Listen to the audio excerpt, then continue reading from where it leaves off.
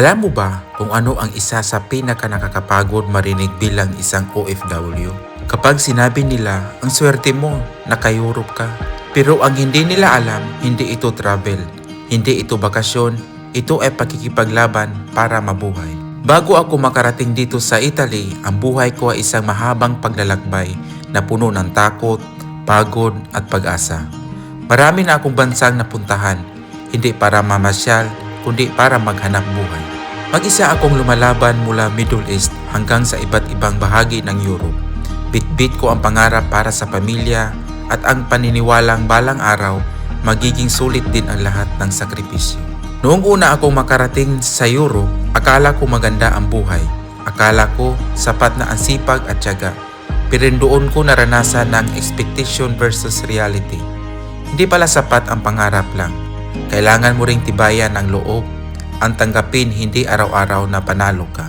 2 Pasko at 2 bagong taon ang sinalubong ko dito sa Italy na malayo sa pamilya. Habang ang iba ay may handaan, ako ay may tahimik na panalangin. Lord, kayanin ko pa sana. Hindi ko inakala na dito ako mapadpad. Hindi ako marunong mag-Italiano, hindi ko alam ang kultura. At higit sa lahat, wala akong kasiguraduhan kung may tatanggap pa sa akin.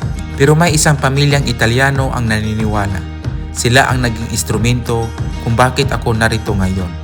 Sa loob lamang ng 2 buwan, tinulungan nila ako maayos ang aking mga papeles.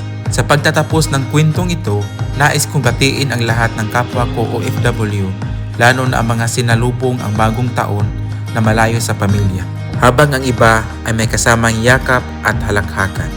Marami sa atin ang sinalubong ang 12:00 na may hawak na cellphone. May luha sa mata, pero may ngiti sa puso dahil may pinagdaraanan tayong dahilan. Kung ikaw ay isang OFW na nakikinig ngayon, Happy New Year sa iyo.